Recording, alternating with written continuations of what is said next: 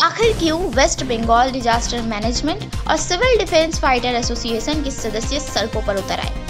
प्रदर्शन करने के दौरान हुई पुलिस से जोरदार झड़प।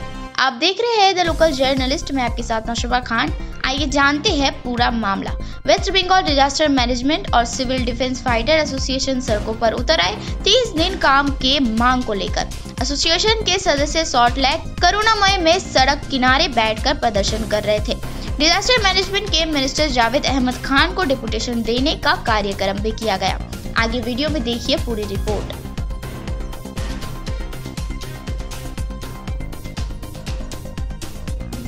বছর আমি West Bengal disaster management and civil defence fighter অ্যাসোসিয়েশনের রাজ্য সম্পাদক। আবার রাস্তায় কেন বসে পড়া? আমাদের রাস্তায় সত্যি আজকের এই পরিস্থিতি দুর্দশা নিয়ে, কারণ আমরা বিগত দিনে বহুবার মাননীয় মুখ্যমন্ত্রীর কাছে বারবার যাওয়ার জন্য চেষ্টা করেছি, কিন্তু মুখ্যমন্ত্রীর সঙ্গে আমাদের সাক্ষাৎ হয়নি। আমরা অভিষেক বন্দ্যোপাধ্যায়ের সঙ্গে সাক্ষাৎ করেছি, কিন্তু আমাদের যে জাভেদ জনাব আহমেদ খান রয়েছে, আমাদের বিপর্যয় মোকাবিলার মন্ত্রী, উনি আমাদের সঙ্গে একটিবারের জন্য সাক্ষাৎ করছেন। ওনার দৃষ্টি আকর্ষণের জন্য আমরা রাজ্য স্তরে বহুবার এই আন্দোলন মিছিল বিক্ষোভ করেছি। আপনারা দেখেছেন যে 18, 19, 20 তারিখ রানী রাসমণি রোডে ধর্মতলার পাশে আমরা কিন্তু লাগাতার অবস্থান করেছি। এছাড়াও আমাদের প্রত্যেকটা জেলা শাসকের, মহকুমা শাসকের দপ্তরে আমরা কিন্তু অবস্থান মিছিল বিক্ষোভ করে। কেন আপনাদের দাবি কি? আমাদের দাবি হচ্ছে আজকে বিনা প্রশিক্ষণে যে সিভিক ভলেন্টিয়ারদের আজকে এতটা প্রমোট করা হচ্ছে, এতটা প্রাধান্য দেওয়া হচ্ছে রাজ্য সরকার, মানে তাদেরকে মাথায় তুলে নাচাচ্ছে। কিন্তু যারা আজকে বিপর্যয়কালে, যারা আজকে বন্যা করা, ভূমিকম্প, আমফান করা, মহামারীর মতো পরিস্থিতিতে হাতে হাত কাঁধে কাঁধ গলায় গলা মিলিয়ে জীবনকে বাজি রেখে প্রশাসনের পাশে থেকে তারা কিন্তু ঝাঁপিয়ে পড়ছে। এই ধরনের মানে বিপর্যয়ের অনেক হাজার হাজার পরীক্ষা দিয়ে তারা উত্তীর্ণ হয়েছে, কিন্তু আজকে আমরা বিপর্যয়কালে লড়াই করেও আমরা আজকে বিপর্যস্ত এবং আমরা আজকে বঞ্চিত। আজকে কি করবে তোমরা? আজকে তোমাদের আমরা আজকে সল্টলেকে এখানে এসেছি। পশ্চিমবঙ্গের আমাদের বিভিন্ন বঞ্চিত ছেলেমেয়েরা রয়েছে, সিভিল ডিফেন্স এবং আপদামিত্র টেন্স ফাইটার্সরা। আমরা বলতে চাইছি যে সামনে লোকসভা নির্বাচন রয়েছে। এই নির্বাচনে যদি মুখ্যমন্ত্রী মাননীয় মমতা ব্যানার্জি আমাদের ভোটটা পেতে চায়, কারণ আমাদের প্রত্যেকটা ব্লক বুথ, সারা পশ্চিমবঙ্গের কথা বলছি, প্রত্যেকটা বুথ অঞ্চল ব্লক স্তরে কিন্তু আমাদের ছেলেমেয়েরা রয়েছে। সেখান থেকে একটা বিরাট অঙ্কের কিন্তু একটা ভোট ব্যাঙ্ক রয়েছে।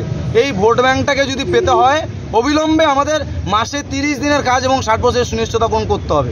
এর সঙ্গে যে সমস্ত নিয়োগগুলো রয়েছে, যেমন অক্সিলারি ফায়ার অপারেটর বা হচ্ছে গিয়ে তোমার এনবিএ বা হোমগার্ড বা হচ্ছে গিয়ে তোমার মেডিকেল কলেজ, এই সব জায়গায় আমাদের রিক্রুট করা হচ্ছে না। ফলে সেই জায়গা থেকে আমরা বহুদিন ধরে বঞ্চিত হয়ে আসছি। আমাদের তো বয়সের একটা ব্যাপার রয়েছে। আজকে কাউকে নমস্কার, আমরা ফাইটার অ্যাসোসিয়েশনের রাজ্যের ভাইস প্রেসিডেন্ট এবং নর্থ 24 পরগনার জেলা সেক্রেটারি। নামটা? এমডি শফিয়া। হ্যাঁ, আজ এই যে আপনাদের মানে মূল দাবিটা কি?